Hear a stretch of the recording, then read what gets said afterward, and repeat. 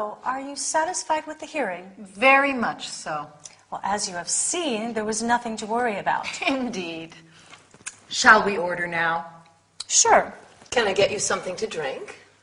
Yes, dear. I would like a glass of red wine. I can't make up my mind. What would you recommend? May I suggest the house cocktail? What exactly is it? It's a combination of rum, lime juice, sugar, mint, and soda water.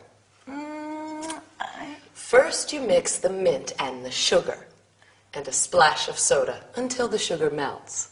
And then you pour the rum and the lime juice into a shaker with some ice.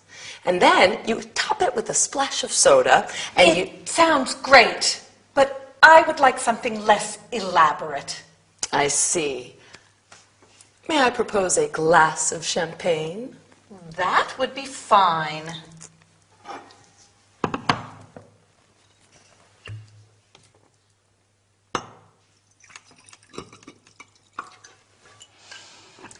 To our successful meeting. Cheers.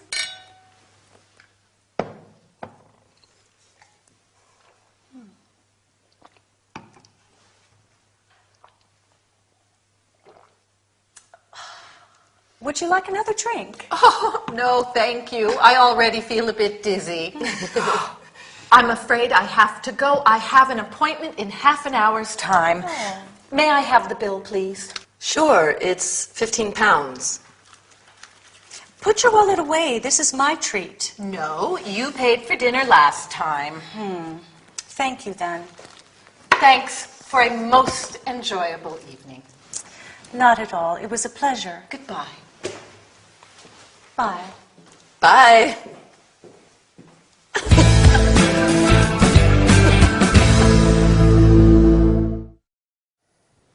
Hi, everybody. I think that you have been working hard enough. So today, we are going to have a nice drink. Having a drink together, just like a meal, is a good way to establish a relationship. So it's very useful to know the appropriate language. Today, we are going to learn about ordering, recommending something, proposing a toast, paying a bill. As you have seen, Miranda and Miss Adams are in a cafe celebrating the results of a hearing. Miss Adams asks, "Shall we order now?" You can also say, "Are you ready to order?" or "Would you like to order?" Emily asks them, "Can I get you something to drink?" Or she could say, "What would you like to drink?" Miss Adams is undecided and says, "I can't make up my mind." To make up one's mind means to make a decision. Then she asks for advice. "What would you recommend?" You can also say, "What do you suggest?" Emily proposes a house cocktail, a cocktail made with their own recipe. Miss Adams asks, "What exactly is it?" Can you remember some of the cocktail's ingredients? Rum, lime juice, sugar. Right. However, Miss Adams is not enthusiastic and says, "It sounds great, but I would like something less elaborate." Before drinking, Miranda and Miss Adams make a toast. A toast is the act of raising glasses at a gathering and drinking together. Miss Adams says, "Cheers." Cheers is a friendly expression said just before you drink an alcoholic drink. Then Miranda asks, "Would you like another drink?" You can also say, "Would you like something else?" or "Would you like something to eat?" Before leaving, Miss Adams wants to pay and asks, "May I have the bill, please?" But Miranda does not want her to pay. "Put your wallet away. This is my treat." "This is my treat" means I will pay. Do you remember what Miss Adams answers? Right. No, you paid for dinner last time. Finally, Miss Adams thanks Miranda for a most enjoyable evening. Well, it seems you have made very good progress. Before leaving, I would like to propose a toast to celebrate. Bye, and see you next time. Oh, Linda, I'd like to have a word with you. Okay, sure. As you know, we're opening a new office in Glasgow, Yes? and Miranda is very busy at the moment, so I'm doing a lot of her work, and neither of us has much time. Yes, I've noticed things are really busy around here lately. And ideally, I'd like the new office to open 3 months from now. So soon? Yes, and the only way that's possible is for you to manage the project. Me? Yes, we'd like you to head up the project. We trust you. No one knows this office and the way things work better than you, apart from Miranda, of course. Of course. So what do you say? Well, thank you. It's a challenging task, and I'm happy and honored to be put in charge of such an important project. But I am a little worried about the tight time constraints. Yes, I know. You'll have to work on a very tight schedule, but we're sure you can do it. 3 months. That really leaves no margin for error. Don't worry, Linda. The studio's here to give you all the support you require, and you'll have everything you need to do the job. Okay. What we'd like you to do first is to define the scope of the project. What has to be done to meet our 3-month deadline? Any questions?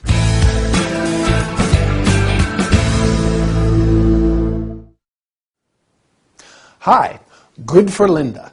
She's in charge of an important project. I don't envy her much, though. She's got a lot of work to do if they want to open a new office in 3 months. So Al's briefing her. He's informing her of the news and instructing her on what she has to do. That's what we call a briefing.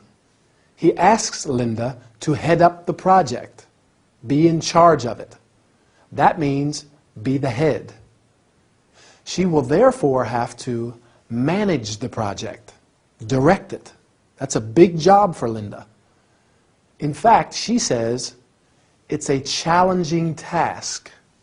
It's a difficult but stimulating job. It's challenging. So why is it difficult? Well, Linda's worried about the tight time constraints. The time she has is very little. The deadline is in 3 months. We can call it a 3-month deadline. A deadline is the final time or day that you have to finish a project. The lack of time leaves no margin for error. She can't make any mistakes because she doesn't have the time to fix things. There is no margin, no space, in this case, no time for mistakes. This means she'll have to work on a tight schedule. What is a schedule? When we are talking about a person's schedule, we mean their daily or weekly plans. But in this case, the schedule is the timed plan of procedures for the project. All the things Linda has to do and when she has to do them. Well, Al reassures her that she'll receive all the support she requires and that she will have everything she needs to do the job. And what's the first thing she has to do? Do you remember? That's it. She has to define the scope of the project. In project management, the scope is the totality of work needed to complete a project. Linda has to define the scope, specify exactly what everybody involved has to do. Good luck, Linda, and goodbye for now. See you soon.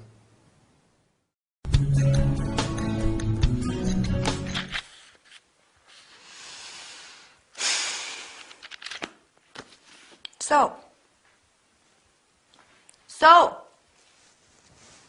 ready for our coffee? Or do you prefer I come back after the gym? You went to the gym yesterday, didn't you? Sure, I go every day. Every day? Yes, it's great.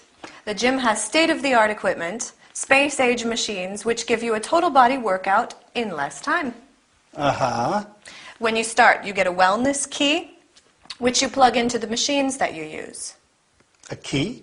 Yes, it keeps track of what you do, the calories burned and the heart rate. I see. These machines make exercising interesting and fun. For instance, they have a treadmill, which has integrated satellite TV and radio, which makes your training more entertaining. Yeah, sounds great. Have a look at my biceps. I think the basic concepts are the same. Lose weight, gain strength, keep healthy, right? Yes, but the modern equipment allows you to achieve the same results in a shorter period of time. I don't particularly like all this high-tech stuff. I still prefer natural activities like jogging. There is nothing as enjoyable as jogging outside on a sunny day, maybe listening to some good music. With your iPod plugged in, right? Yes. You see, you rely on modern technologies too.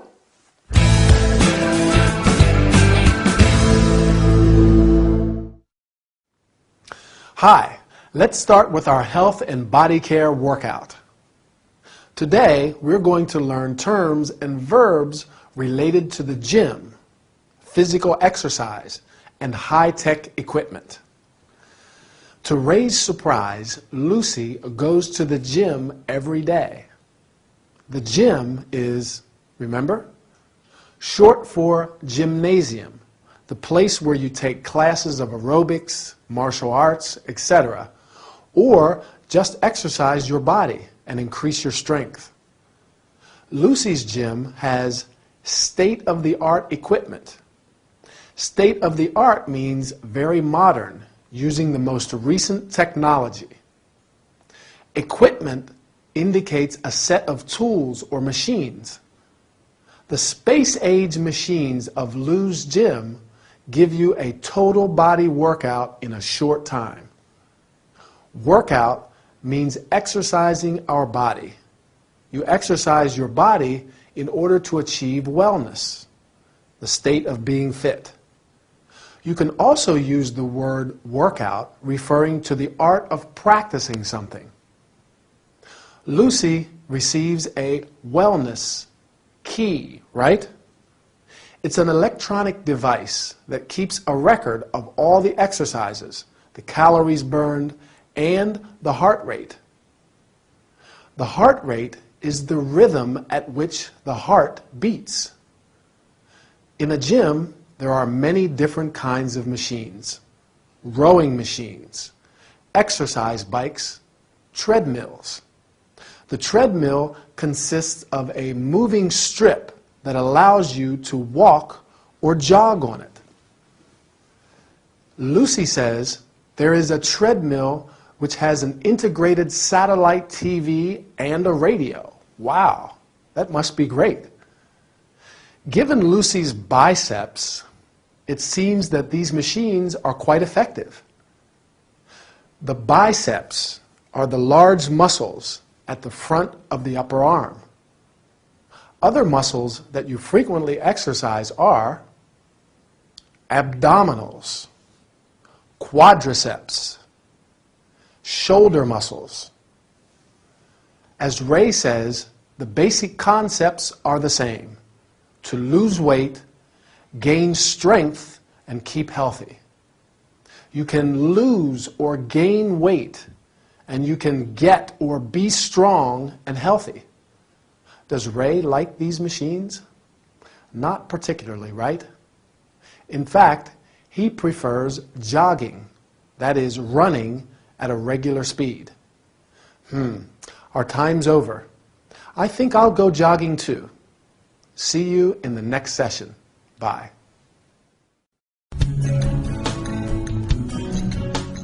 So, what can I get you?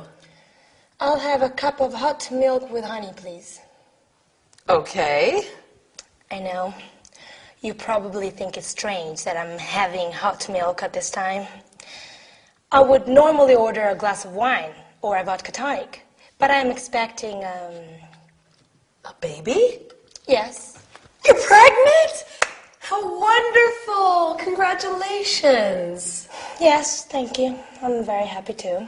This pregnancy is sorting out a few things in my life, I mean. Well, good. For a start, as soon as my husband found out that I was pregnant, he changed his mind about the divorce. Oh.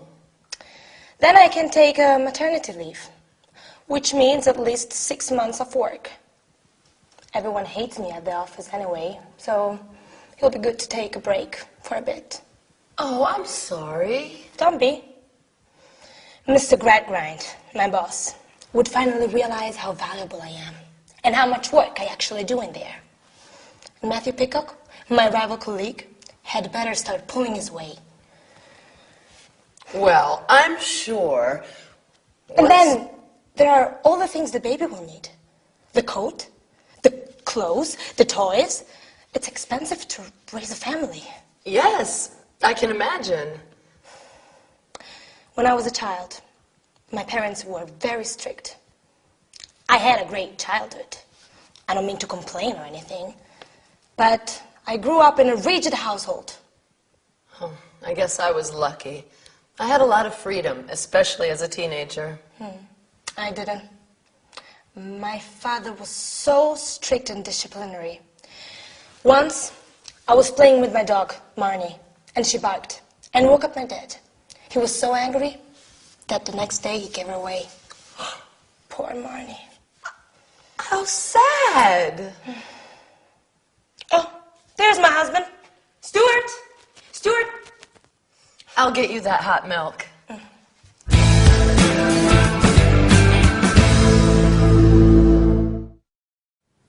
Well, Emily looks relieved that Stuart's arrived. I think Rose just needed to talk to someone. It sounds like she has a few problems, and Emily was there to listen. But she has some good news too, doesn't she? She's expecting a baby. Anyway, let's start with our training session. Rose is pregnant. She's happy about the pregnancy, and she's also happy that she can take maternity leave. That's the time that you can take off work and stay home because of the pregnancy. And we say, take maternity leave. However, the rest of Rose's life doesn't sound too happy. Everyone hates her at the office. Her boss doesn't appreciate her work. And her husband wanted to get a divorce before he found out she was pregnant. And she tells Emily about her childhood, her infancy, the period of her life when she was a child. After childhood, there's adolescence. That's the time from when puberty starts through to adulthood. An adolescent becomes an adult at the age of 18. That's when they reach adulthood. So going back to Rose, she grew up in a strict household. To grow up is to go through childhood, become a teenager from 13 to 19, and then an adult, presumably. What about you? Did you grow up in a strict household? Or did you have a lot of freedom, like Emily? She was lucky. She had a lot of freedom as a teenager. I had quite a lot of freedom too. My parents weren't very strict. They let me do what I wanted, which isn't always the right thing to do. Parents have a hard job. It's not easy to bring up children. That's another verb, to bring up, which means to take care of and educate a child. Well, Rose seems excited about bringing up a child, but she says it's expensive to raise a family. To raise a family is like saying to bring up a family. It means to take care of it and make it grow. Yes, it is expensive to raise a family, but it's one of the most rewarding things in life, isn't it? Well, take care, and I'll see you very soon. Bye.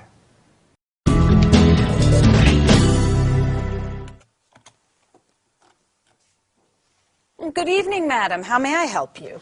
My name is Emma Wallace, and I have booked the deluxe suite for 3 nights. Please wait a minute while I check your booking, madam.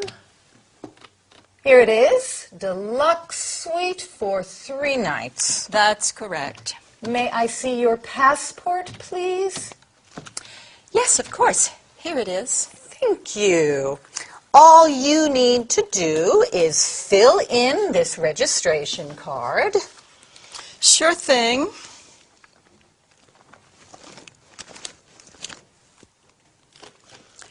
Could I use your pen? Oh, sure. Here it is.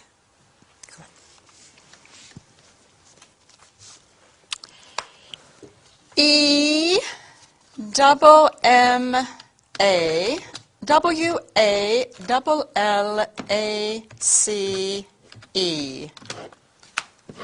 Here you are. Here is the key card to your room and a brochure of the hotel's facilities. Good. When is breakfast served? Breakfast is served from 7 a.m. to 9:30 a.m. in the restaurant. 7 a.m. to 9:30 a.m.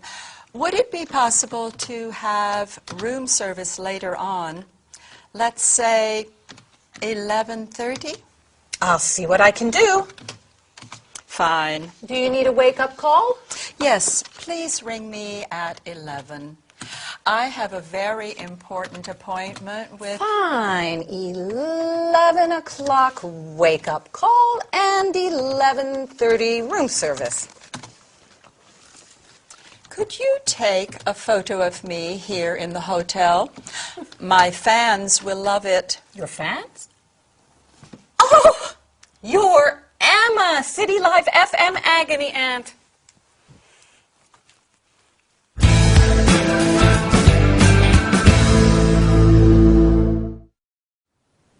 Hi, everybody.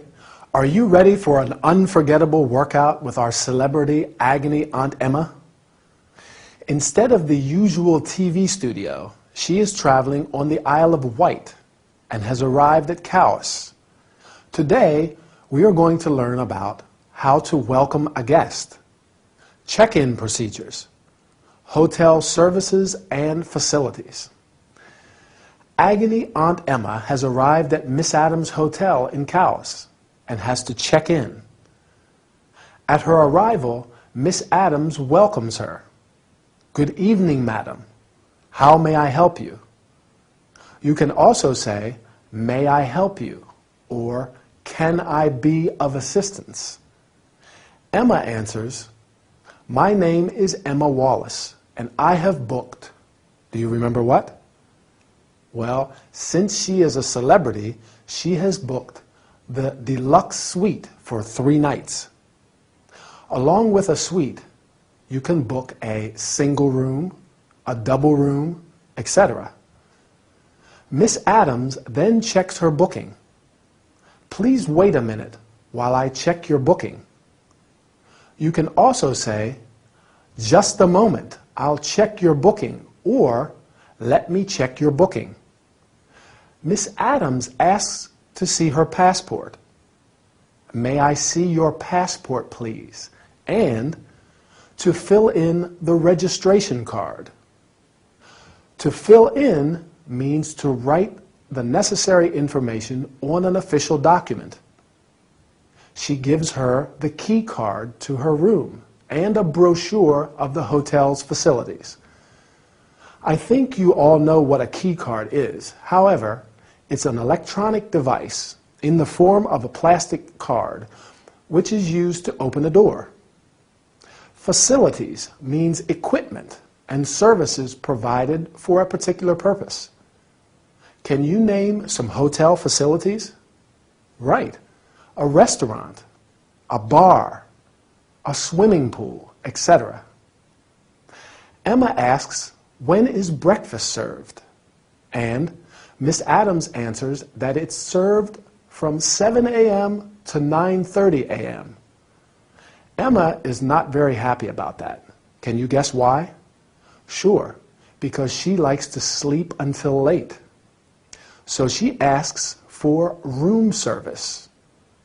Room service is the serving of food and drink to customers in their room. Finally, Miss Adams wants to know if she needs a wake-up call. And Emma answers, "Please ring me at 11. I would like to sleep until 11 too. And you? I hope you have enjoyed this lesson. I'm sure it will be very useful when traveling to foreign countries. Anyway, our time is over. See you soon. Bye."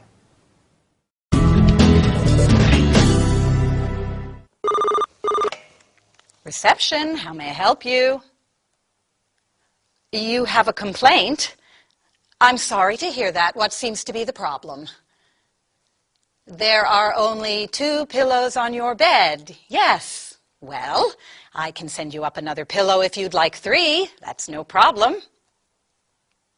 Why do we have such small towels? Our towels are standard size, miss. Sorry, I didn't catch your name. And what's your room number, Miss Wallace? No, I don't remember what room you're in, Miss Wallace, not off the top of my head, and the computer's switched off. It's just quicker if you tell me what room you're in. However, I can always turn the computer back on. 23, thank you. I'll contact the laundry room immediately and have them bring you a larger towel and another pillow. Good night, Miss Wallace. This is Miss Adams. Can you take a large towel, the largest we've got, to room 23? And another pillow. Thank you.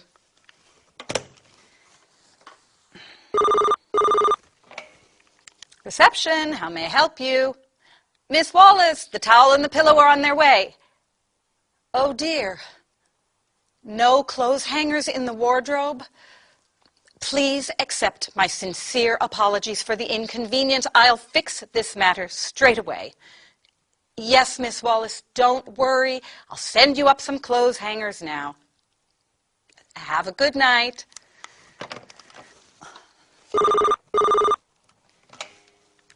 Reception, how may... Miss Wallace, what's the problem now? That's right. There isn't any milk in the minibar. There's never milk in the minibar. Well, if you'd like some milk, you can order it. We have room service. Certainly. Cold milk or warm milk. You'll have your hangers and your cold milk shortly.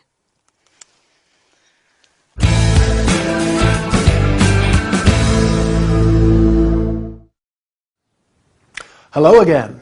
How's it going? Do you have to deal with customer complaints at work? Miss Adams, who's at the reception answering the phone, is probably used to hotel guests complaining. But Emma is really testing her patience.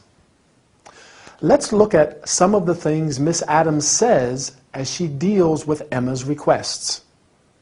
First of all, when Emma says she has some complaints, Miss Adams replies, "I'm sorry to hear that." Or we can say, "I'm sorry to hear about this."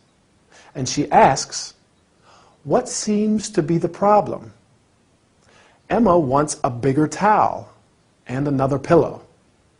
So Miss Adams promises immediate action.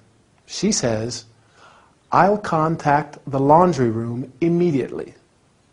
I'll contact. Remember the use of will when we make a spontaneous decision and promise to do something. Now, when Emma calls the second time because there aren't any hangers to hang her clothes in the wardrobe, Miss Adams apologizes. To apologize means to say sorry. But she apologizes in a more formal way than just simply saying sorry. Do you remember what she says? "Please accept my sincere apologies for the inconvenience." Please accept my sincere apologies. Or we can say, "I apologize for the inconvenience. Then she makes another promise. She tells Emma she'll fix the matter, the problem, immediately. She says, "I'll fix this matter straight away." Although Miss Adams starts to lose her patience with Emma's constant phone calls and requests, she stays calm. She has to. The customer is always right, as they say. So she's polite and helpful. We say she's accommodating. She's obliging. Accommodating and obliging are two adjectives that describe a person who does their best to help others. Someone who is courteous and helpful. It's important to be accommodating and obliging in jobs where you're dealing with customers, isn't it? Well, that's all we have time for today. Keep practicing your English. See you soon. Bye.